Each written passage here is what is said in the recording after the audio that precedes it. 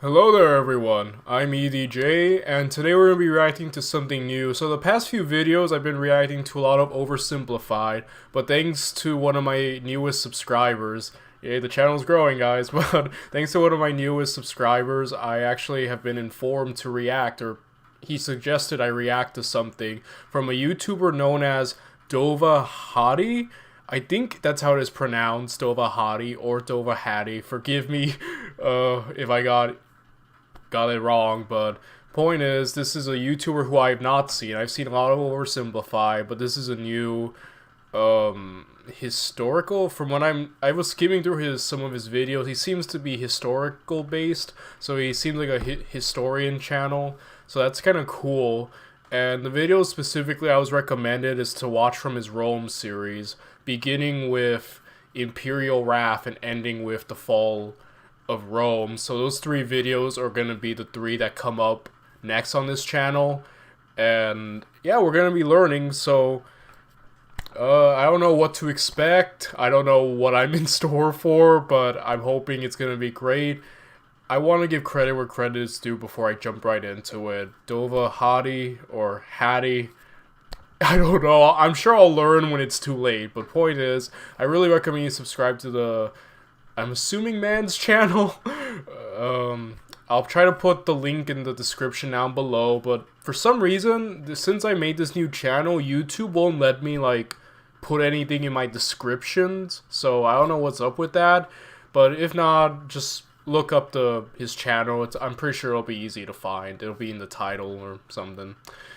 So yeah, that's really all I have to say, guys. Without any further ado, let's just jump right into it. Let's jump right into this. Let's watch Imperial Wrath by Dova Hadi. That's what I'm going with. Okay, so I just realized that this series is like a bit longer, and I'm starting like basically at the end of his Realm series. I was told to watch this first mainly because there's context, but you know what, if push comes to shove, guys, I'll just watch it all from the beginning to end. Let's get into this. I'm seriously don't know what to expect from this dude. I'm almost kind of intimidated for some reason, I don't know why.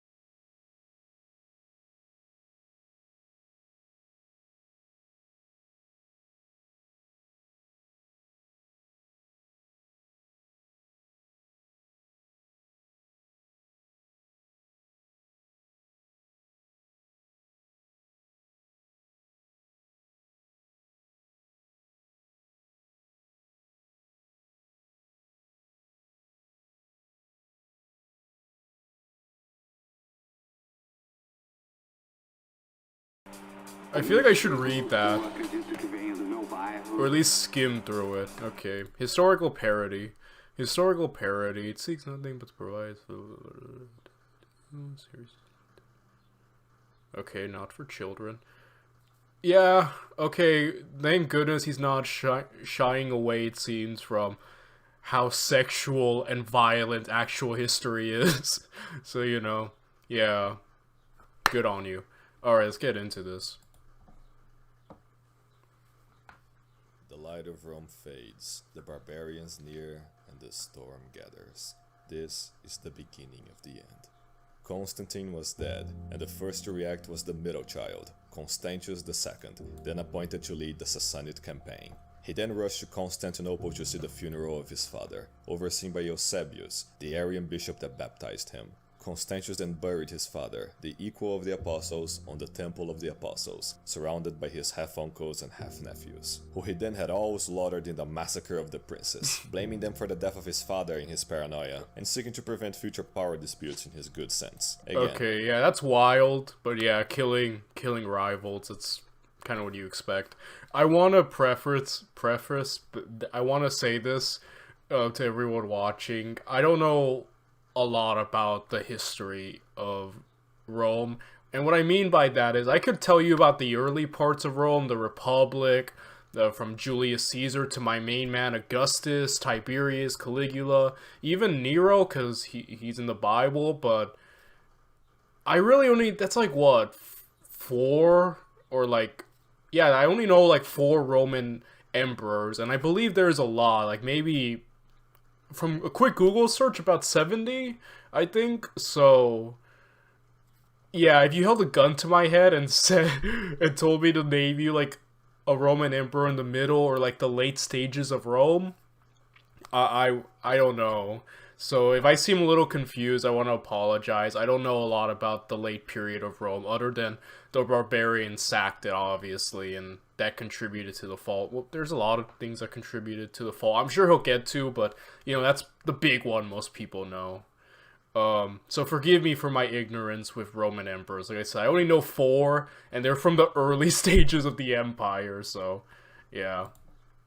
Half Fausta, half Constantine. The only males he spared were three of his cousins, Gallus, Nepotianus, and Julian, due to them being mere children, then sending Julian and his brother to go study under Eusebius, who then had him read every single book about Christian and pagan theology there was, which he did voluntarily as a natural prodigy, while Gallus picked his nose or whatever. If you're wondering about the discrepancy, remember that they are half-brothers. Julius Constantius had Gallus with his first wife, Galla, who had firstly had a daughter, by the way, and that nameless elder sister would then have her own daughter, Justina, who would eventually become famous for her radiant beauty. Constantius then divided Damatius' lands with Constans, who, since he wasn't yet an adult, was placed under the custody of Constantine II until he came of age. The brothers were then each proclaimed Augustus, and went their ways. Constantius should defend the east from Shapur in a brutal war, Constans should have gay sex every day while he heard a prophecy of him dying in his grandmother's arms, and Constantine II should grumble over his desire for more territory. Not only that, but back in the time of the Council of Nicaea, after Santa Claus had beaten the shit out of Arius, that co-substantialist leader, Athanasius is the name, eventually got himself banished to Gaul for his own Christ cuckery. And after convincing Constantine II to let him return east, Constantius sent him to fuck right off again,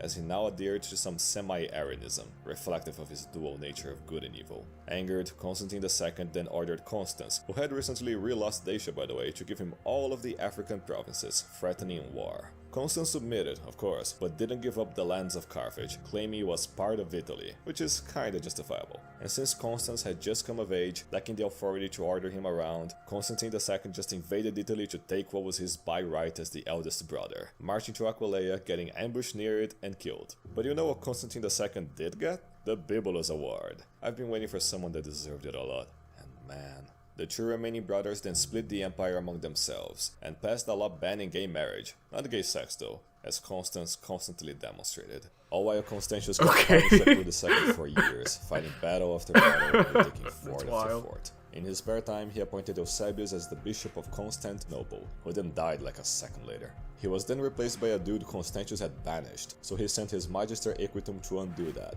and the Christians burned him alive for that, would you believe?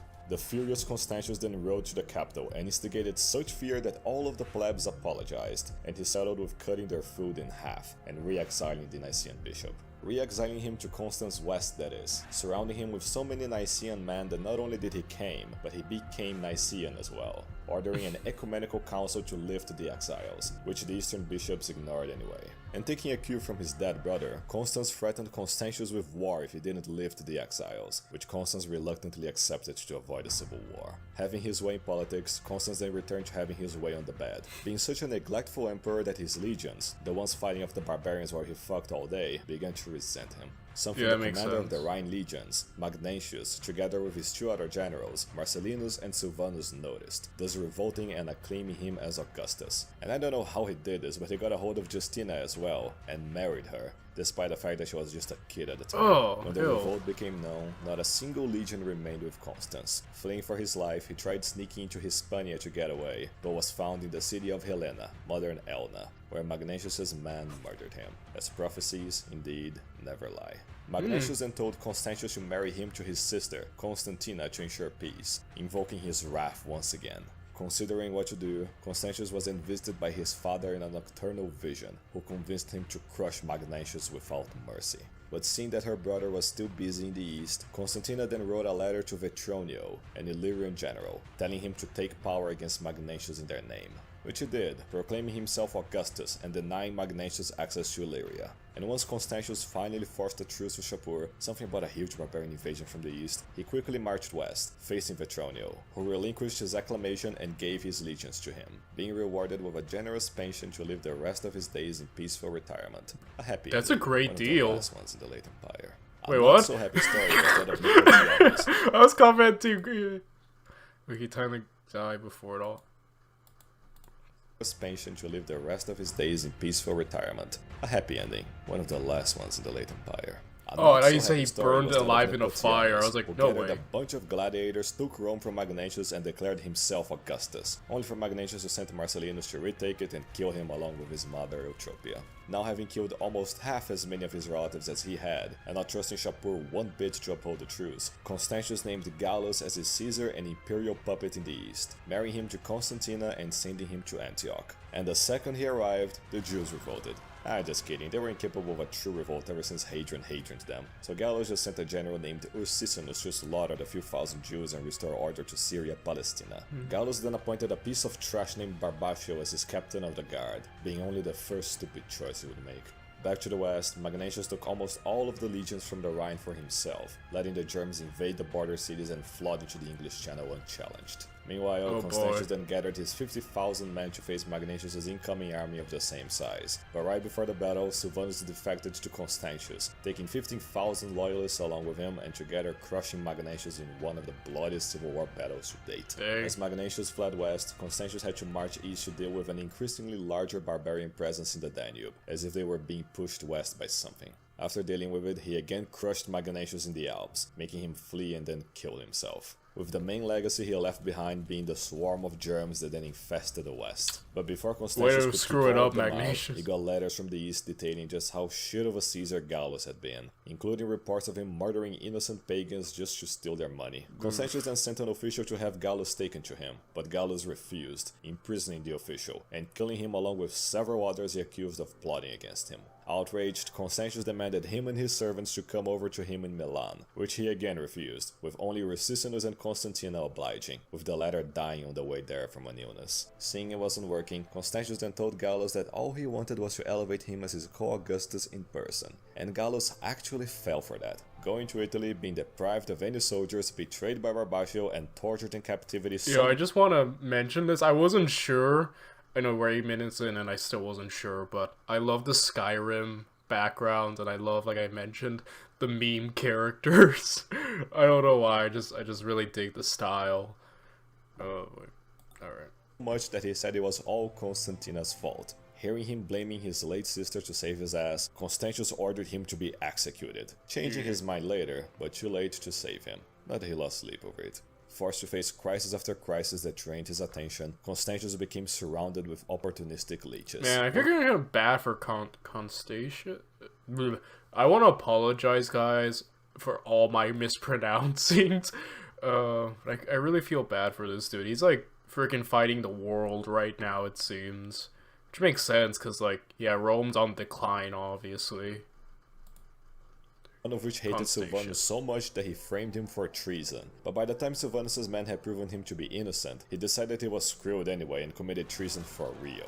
Hearing of this betrayal, Constantius then sent Ursicinus to pretend to be ignorant of it, approach Silvanus as his friend, and then execute him. Now having lost both his Caesar and commander of the Rhine legions, Constantius planned to fill both positions at... Apologize for that pause. I wanted to really know this man's name and pronounce it correctly. Constantius. Okay, Constantius. As I was saying, Constantius seems to be fighting the world and he seems the most competent guy. So I'm already, like, rooting for him. Watch him do something so awful. Like, I don't know anything about this man. I'm just waiting for me to eat my awards now. commander of the Rhine legions, Constantius planned to fill both positions at once, with his last Yeah, that makes remaining sense. male relative, his cousin Julian, who grew up into a wise and dutiful man. Oh. Constantius thus summoned Julian to Mediolanum, where he pondered about him for several months, trying to find any indications he would end up causing trouble like, oh, I don't know, every single one of his relatives had so far. Fair. But in the end he passed, with the help of Constantius' wife, Eusebia as well, who liked the young scholar. Constantius thus named Julian his Western Caesar, married him to his sister Helena the Younger, and sent him to the Rhine with Barbatio, now Magister Peditum, to deal with the germs. Once Julian arrived in Gaul, officers like Barbatio mocked him as an inexperienced nerd. And while it was true that Julian always desired a scholarly life, once given the responsibilities of a Caesar, he focused only and solely on learning how to administer provinces and lead armies in battle. For several months he trained non-stop, learned everything from those that would teach him, and practiced all the time. By the time... Okay, Julian seems competent. Alright, he seems like he's willing to step up, so we'll see where that goes, right? The campaign was gonna start, Julian had arisen as a new man. Am I gonna get copyright for this stuff? Oh, dang. Apologize for the ads, guys. I know I should probably buy, like, the ad pass, but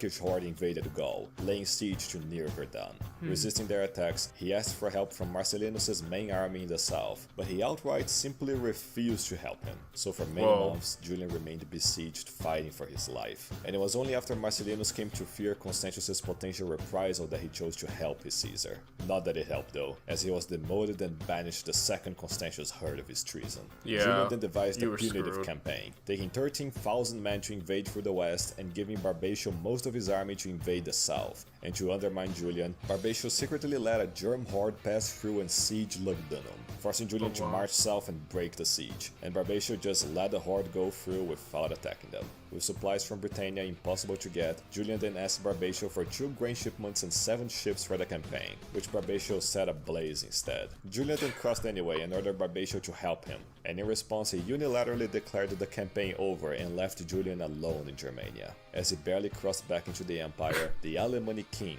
Cnodomar, followed on Balomar's steps, uniting 6 German tribes into a confederation and attacking Julian with a horde. I love how he just keeps drawing like these tribes is like goblins and ghouls. I don't know why. It's like the Romans are all beautiful. I guess it makes sense, like if you're looking at the like telling through a Roman perspective, like these savages, monsters are here, right? Oh man, I feel bad for Julian. He became awesome, and now like everyone's against him because he's a Chad now. Like what the heck? Twice his army size. Making a stand nearby modern Strasbourg, Julian held back the Alemanni hordes, and even when they breached the lines, the Palatinian legionaries slaughtered them, making the Germs flee in terror across the Rhine, bombarding them as they swam away, capturing Cnodomar before he could flee, and in total killing thousands of Germs while losing only a few plebs, later sending Cnodomar to his cousin Constantius as a gift to the emperor. At the end of the battle, Julian's men acclaimed him as Augustus, which he outright refused to accept, remaining loyal to his cousin. And when Julian faced Barbatio for his actions, he blamed everything on 2 of his subordinates, among them Valentinian, having him expelled from the army and banished. But karma's a bitch, and later on Constantius found out Barbatio had planned to usurp power and had him executed.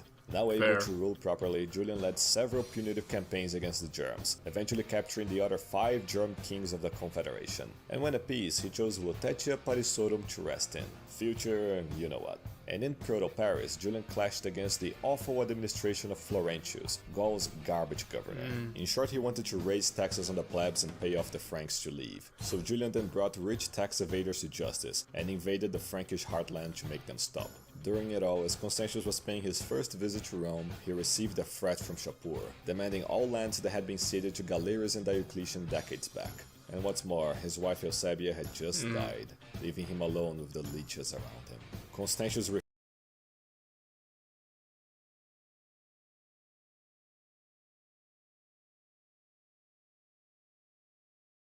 East as reinforcements, testing if he would remain loyal. Receiving the order, Julian then told the legions to follow him east, but they refused. He insisted and insisted, but the majority pleb and partially Germanic soldiers felt no sense of duty to the broader empire. Wow. Indeed, with threats of mutiny at hand, and with the legions acclaiming him Augustus again, he told them he accepted the title to put them in line. Then writing to Constantius, as a Caesar, that he would raise some Hispanian legions in their place. But Constantius's leeches convinced him this was proof of disloyalty. And yet he still focused on Shapur's invasion. Oh boy, is it gonna all fall apart right now? Like, Julian and Constantius? Like, oh boy. Yeah, I could see, I mean, I get the move from Julian, that was... Yeah, it's like, oh crap, my people are gonna turn on me, I might just do it, just, you know... Maybe that new cloud of being Caesar or Augustus will, you know, help them fall in line. I get it, but it's like, ooh, boy. Yeah, I see how that could turn against him. For deep down, Julian was the last person alive Constantius respected. And while fighting the Germans, Julian learned that they had been incentivized to attack them from eastern officers, so he resolved to march east and settle this issue. Marching east, he then laid siege to Sirmium, which he took by having the garrison commander kidnapped and made to surrender it. The father-in-law of a soldier named Jovian, who wasn't there at the time. While in the desert, Constantius had secured yet another truce with Shapur, again something about an eastern threat. But as he marched west, Constantius became very ill, and at death's door, as his last wish, he named Julian as his rightful heir, and died. At the time, Julian had been resting in Nisus. Rip Constantius,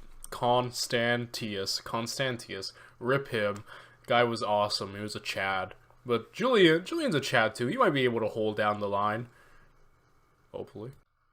The homeland of the Constantinians, and when he heard of Constantius's death and last wish, he set forth to Constantinople. There he oversaw the burial of Constantius, placing him beside his father, with the help of Jovian, who was there at the time. Acclaimed as the sole Augustus, Julian rejected both divine autocracy and imperial power-sharing, choosing instead to revive the Principate, citing the Antonine emperors as his role models. Like Hadrian, he reformed the administration to run better by purging all of the leeches. Like Trajan, he granted the provinces, plebs, and senators autonomy. And just like Marcus Aurelius, he spent much of his free time on matters of philosophy, specifically pagan philosophy. Few came to understand Christianity better than Julian, and in addition of studying the pagan faiths, Julian had realized the truth. In his own words, he had spent 20 years a Christian, and 12 in the true way, the way of Helios, the sun god. Yes, Julian realized God's true nature, viewing the traditional ancient gods as allegories, as aspects of a philosophical divinity, professing a preference of paganism through his famous works that address this divine entity. Indeed, for after seeing Christianity so radically creep into Roman society at pagan expense, Julian sought to remove the special treatment Christians had gotten in excess, and for that they named him Julian, the Apostate. Oh, wow. In turn, he called them the Galileans. True to Constantine's Edict of Milan, Julian issued laws ensuring that the state wouldn't favor any religion to another, happily hiring competent Christians to serve in high positions, like Jovian, now captain of the Palatini, and Valentinian, now returned from exile. One of his main pet projects was to organize paganism as a united religion to stand on par with Christianity, but it was frustrated due to the decadence of its temples, among many other things. And so to restore the pagan cults, he visited the temple of the sun god Apollo, finding it in an absolutely appalling state, and fearing what divine punishment might be incurred if the cults of old were not respected, he began trying to restore it. And how did the Christians react, you ask? Yes, they set fire to it, and they would pay dearly for it. Oh boy. Not to Julian though, for despite their hatred for him, the worst thing Julian ever did to the Christians was to forbid them to teach the classical texts. And despite him being the most approachable emperor in decades, the plebs were estranged by him not lording over them. I mean, he did try to rebuild the Second Temple just to annoy the Christians a bit, but it's their fault if they can't take banter. But then again, as emperor, Julian always sought to focus on protecting the empire above all. And in a move that would pick up where his uncle and cousin left off, Julian emulated Trajan and sought to end Eastern barbarity for good, splitting the army with his maternal aka non-Constantinian cousin, Procopius, who he ordered to bait the Sassanids north and then link up with him at Ctesiphon. Using brilliant strategy, he invaded through the Euphrates River and used an old canal he had read about to cross into the Tiber and siege Ctesiphon unexpectedly, passing through the monument Trajan had built nearby long ago. But Procopius was late to link up. Very late. forcing Julian to attack Ctesiphon right away, but failing to do so due to not having enough soldiers. And after Shapur had destroyed his own lands to deprive Julian of food, he continued waiting, Scorched but earth Procopius policy. never did arrive. So one fateful day, Shapur attacked Julian from all directions at once with his hordes. The attack was so sudden, Julian had no time to armor up, and rushed out to lead his legions. And in the midst of fighting, Julian was impaled by a spear, which he fiercely tried taking out, cutting his hands and losing so much blood that he collapsed on the battlefield. Taken away from the battle, he resisted for several days, but never did recover. In his last breath, he ironically said, "Vicisti, Galilei, you have won, Galilean." He was the last of the Constantinians, and the last pagan emperor to rule Rome. UEI is the place to make a change in your life. That is wild. Where career training happens, where new skills are learned. I want to apologize for my silence, everyone. I feel like I'm just, like I said, this is new to me. All of this, I don't know anything. Like, I'm as blind as... Are bats blind? I don't know. I'm as blind as a bat. I'll just go with that because I heard it in like a Batman show or something. But yeah, like this is beyond interesting. And yeah, Julian was a really like intelligent and just adaptable, you know, Augustus or Caesar, you know? Like basically he like adapted to everything and he did really well, and it seems like his failures were as a result of other people's incompetence and not his own, or putting trust on others to like not fail him, but they obviously did, like not enough men coming to help him from, you know, the siege and whatnot. So yeah, it's just like can't help but admire him and admire what you know, he held down the fort and he really did go above and beyond, I think, the Call of Duty, I think. So, I don't know. That was really cool to learn about him. In Julian, but needing a quick replacement, the generals eventually voted Jovian to be the new emperor. Now himself the sole Augustus, Jovian tried buying more time for Procopius' army to link up with them, but nope. And after getting encircled, Jovian surrendered to Shapur II. Had he had his way, Shapur would have enslaved, tortured, and killed every last one of them, but his attention was needed east, for an evil even greater than his own threatened him. Jovian thus returned west by giving up all of the lands gained by Galerius and Diocletian, and only then Procopius' army met with him. In his short and highly mocked reign, he was convinced by Athanasius, yes still alive, to restore all of Christianity's favoritism over paganism, ordered Valentinian to guard an inconsequential area near Nicaea, sent Julian's corpse to be buried by a half-Frankish general, Meribaldis, and then went to sleep. And out of all ways for an emperor to die, after he slept nearby a lit brazier, the heat made the freshly painted walls release poisonous fumes, which killed him over the night. The surprised generals then sent word to the nearest competent general, the consequentially nearby Valentinian, to fill the power vacuum. Wow, it's like, alright, so, yeah, the Constantines are gone, and then it's like, the emperors are just falling like flies, it feels like. Like, that's wild. Now the emperor, Valentinian, was among the diminishing minority of true Romans still bearing its old values, among them an intense hatred for germs. Wait a second. Alright, Valentinian or Valentine? Forgive me, I really want to get these Roman emperor names right, guys.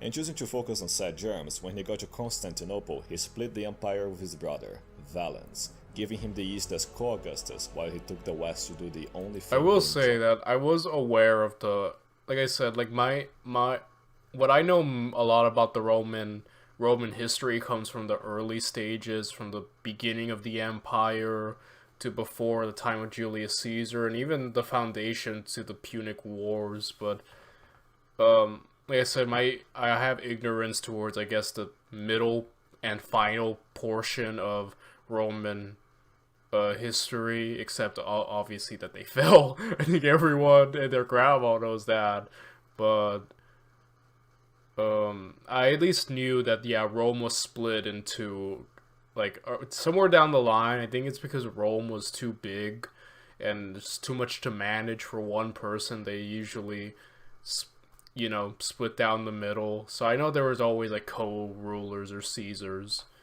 I at least knew that for sure. In life. When he got to the Rhine, he made it clear to the Germs that he was not their friend. Never directly though, as Valentinian knew he always got too angry when dealing with Germs in person. And in the east, Valens heard that Shapur was, torturing the Armenian king to death, so he marched his legions there to stop him. But just as he did, Procopius emerged out of nowhere and took Constantinople for himself, claiming that Valentinian was dead and that Julian had named him as his heir, bribing 2 pleb legions into his service along with allying with the Goths. When the news reached the west, Valentinian prepared to go help his brother, but once begged to stay by the locals, and after the Germs invaded Gaul, Valentinian concluded protecting his citizens was more important than saving his family. Valens in turn, after pondering suicide, chose to fight on. And despite some setbacks, he managed to defeat the usurper's army, making them betray and deliver Procopius to him chained, who he then had executed. Not the last Procopius we will hear from, unfortunately.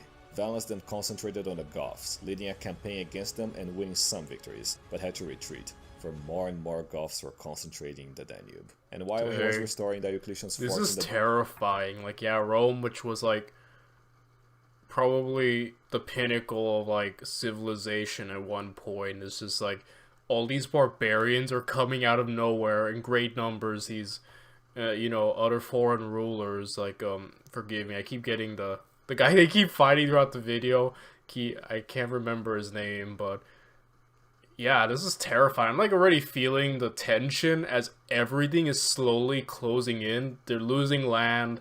It just seems like the waves are coming, the army's getting smaller for Rome. It's wild. I don't know, I'm kind of invested as heck. The dead Armenian king's son, Pap, yes, his name was Pap, came to him asking for help against Shapur, who was again ransacking Armenia. While in the west, Valentinian did what he did best, slaughtered thousands of invading Germs. As emperor, Valentinian gained a reputation for brutal justice, ordering straight-up execution for anyone remotely barbaric or disrespectful towards Rome. And to carry out the executions, he kept 2 huge bears as his pets, Golden Camel and Innocence, ordering them upon anyone foolish enough to break the law. His wife was a bisexual woman named Marina, and I say bisexual because the moment she got acquainted with Justina, now an adult and the most beautiful woman in the empire, she practically implored Valentinian to marry her too to get an imperial threesome going. So then Valentinian issued a law that made polygamy legal, on top of another one that forbade the clergy from inheriting property, as they were growing far too greedy for his liking.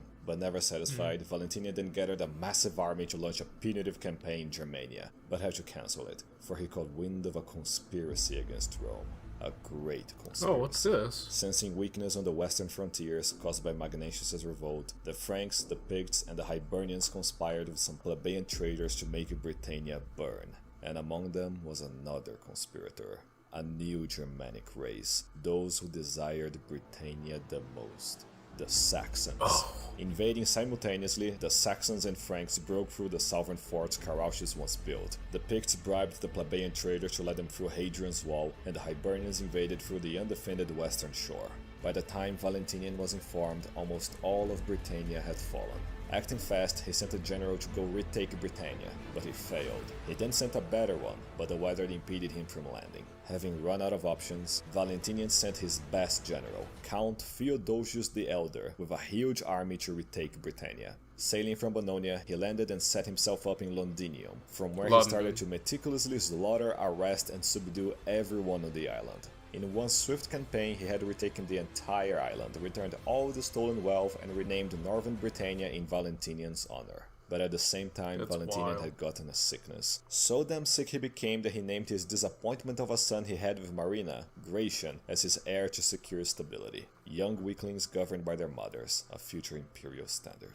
Taking advantage of it all, the Germs ransacked the imperial borders again, and all Valentinian could do was to arrange the murder of one of their Germ kings. Germs killing Germs, one of the only things that made Valentinian smile.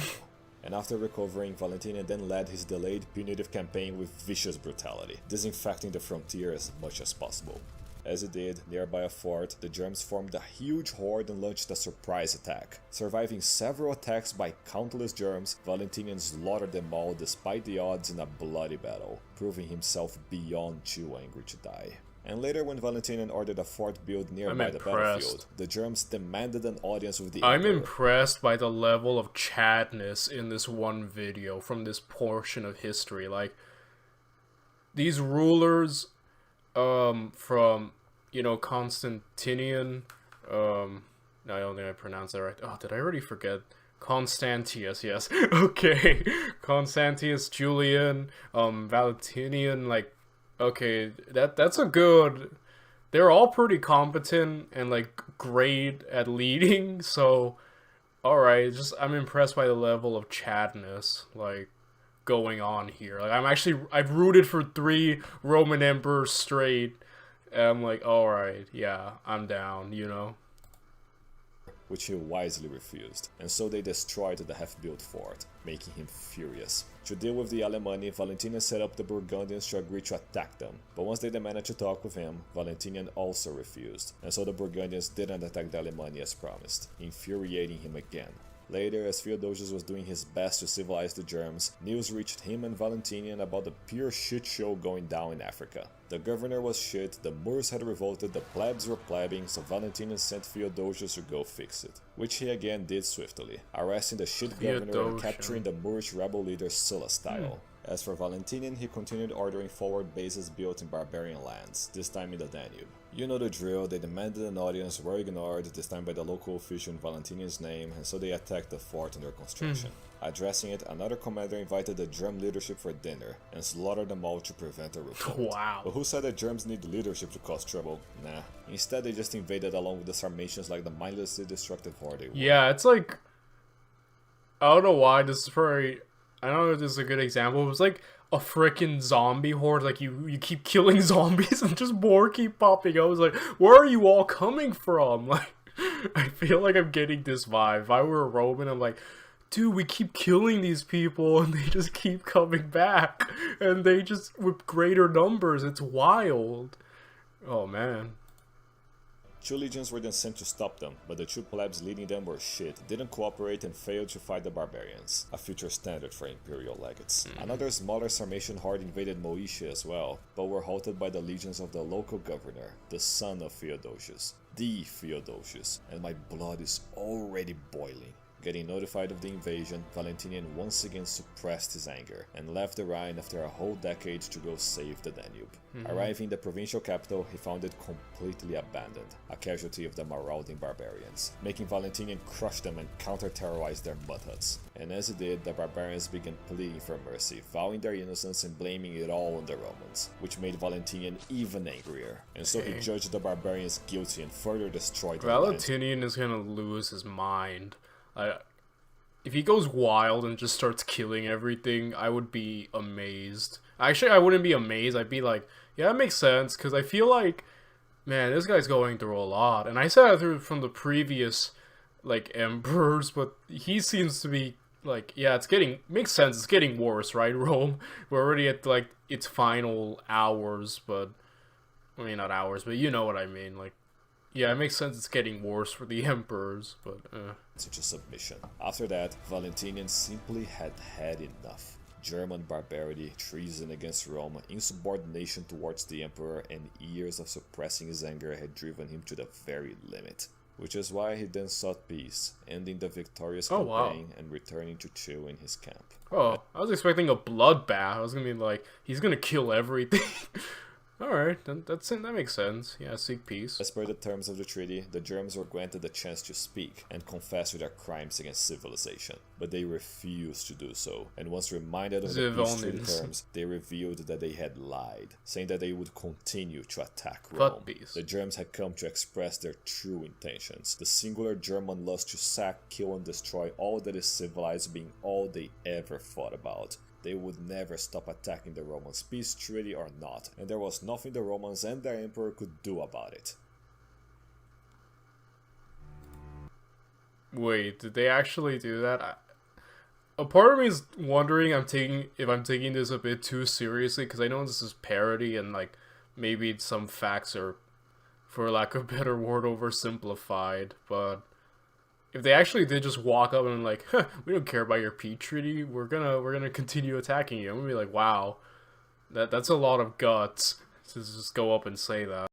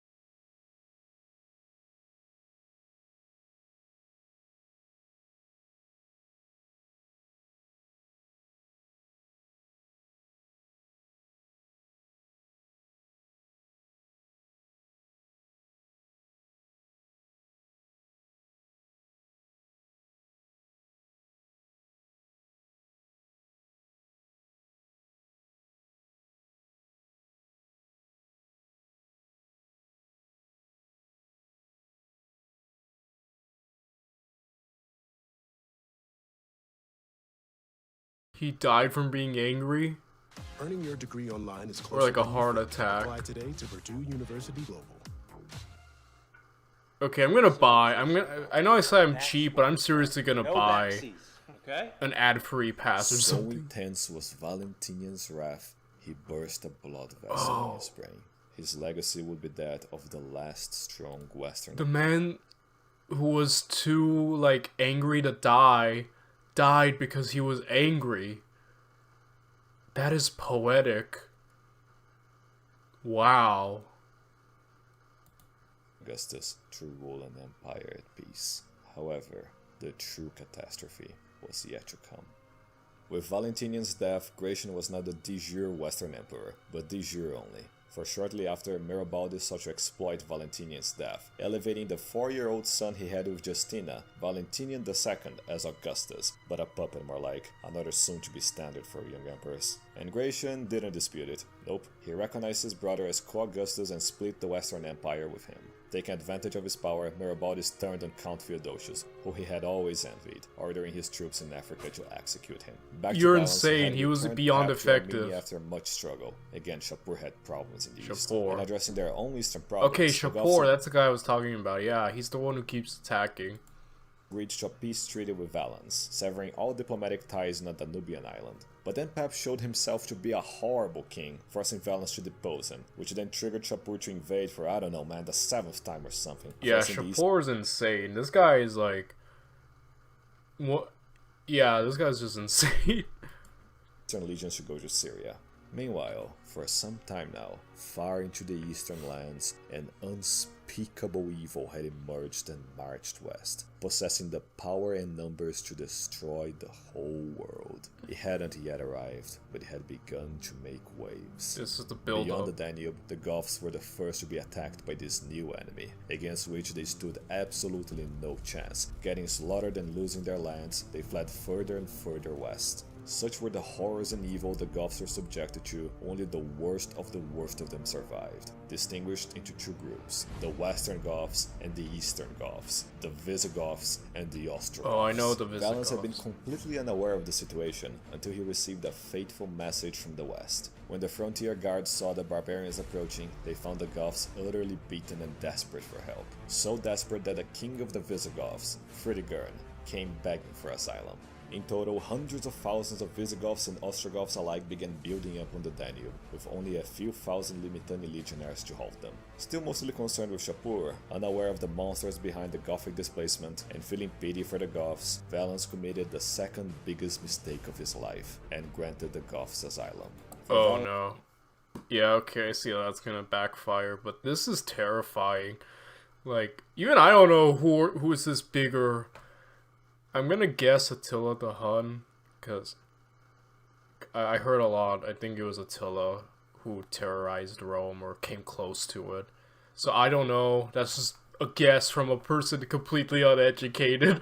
But yeah, like, this is terrifying. It's like the end of the world, probably. The Roman perspective, this is like the end of the world. It's like the zombie plague is coming. I like I'm using the zombie metaphor. I don't even like zombies. Like, I hate zombie games and movies and shows. Can't deny it's effective though, but I don't know.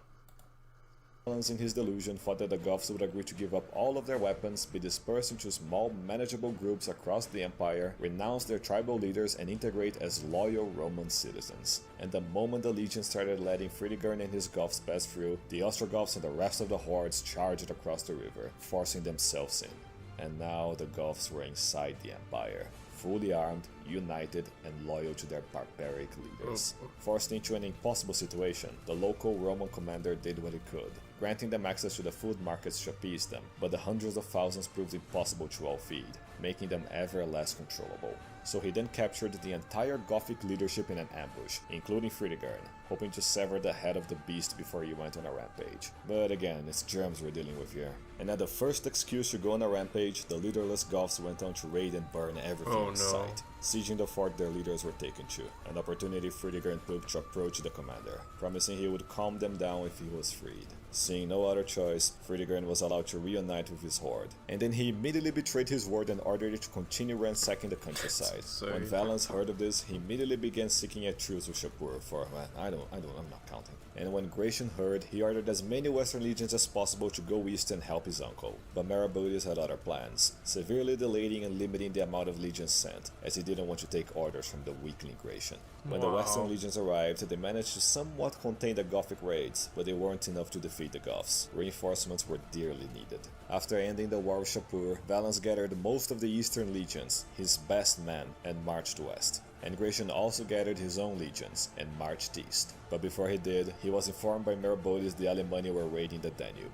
Motivated only to defend his own lands, Marabodes pressured the weak Gratian to ignore the Gothic threat, making him delay his reinforcements for several months while the situation worsened. By the time Valens had arrived in Thrace, he was informed his nephew's legions would still take months to arrive, and also that Fritigern had gathered 10,000 Visigoths encamped nearby Adrianople, seeking to soon sack it.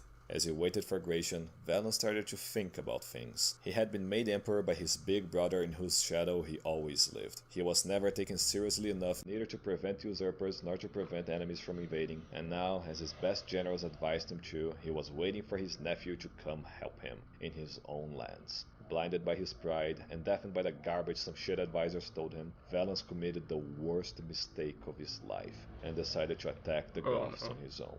In his rush to prove he could win his own battles, Valens marched his men 8 whole hours in the scorching heat before facing the Goths on their fortified positions. Without orders, an insubordinate leader of the right flank attacked, forcing Valens to march his legions after them and engage in the Gothic horde, against which the veteran legions began to push back. Despite all his shitty decisions, Valens' legions were about to break through the Visigothic lines, but they had run out of time, and the consequences of Valens' actions met up.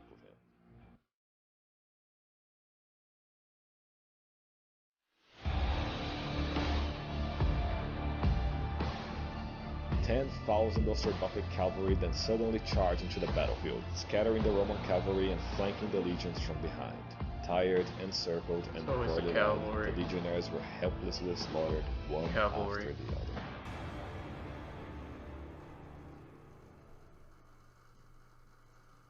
After the catastrophe, the wounded Valens was taken by a survivor to a nearby farmhouse, where he was placed to recover from his wounds. While outside, the Goths continued to burn everything on sight, including the farmhouse, unaware of who he was delayed inside. The Eastern Emperor was dead, most of his legions destroyed, and a gigantic Gothic horde now raided the Empire with no army to stop them. They would never leave. Among the many invading Goths, the seeds of future despair came with them, among them a young child. Out of all barbarians that brought misery to the pages of history, few matched the deeds of the future king of the Visigoths. Few indeed, but not none. In fact, the greatest threat the Empire would ever face was not Germanic, nor like anything they had ever faced before. They were beyond evil. They were the scourge of God. They were the Huns. Attila. They were here. Okay, I was right. Attila the Hun, yes. They're the big bad that's been built up. Okay, I'm gonna stop this. I think I may have already gotten copyright, but dude, that was wild. Now I gotta watch the other 2 parts, the barbarians at the gate, and you know, in the fall of Rome itself. But yeah, I love the build up because it's like, oh, things are bad. We got the Franks, the Goths, the Visigoths, and then it's like, no, I keep getting worse. Not the Huns. Now they're here, and they're the baddest. Yeah, I knew about Attila the Hun. I thought I was being completely dumb when I made that comment earlier. It was me like, people who watch this video are gonna be like, man, this guy's stupid. Does he know anything?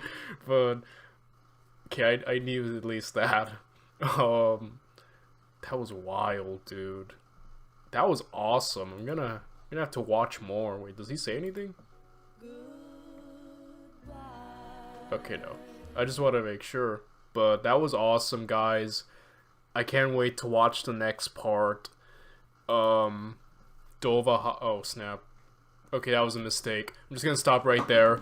But I loved learning that, guys. I learned a lot right there. I was beyond well informed, but like it was beyond entertaining, and I was kind of like gripped, like I was like watching a movie or something. Like, oh my gosh, like this is awesome. Like I feel like my moods fluctuated the entire time, but that was awesome to learn about, guys. I'm gonna finish this. Like, yeah, next is, I believe, Barbarians at the Gate, and then the final is The Fall of Rome. I'm gonna watch those two next.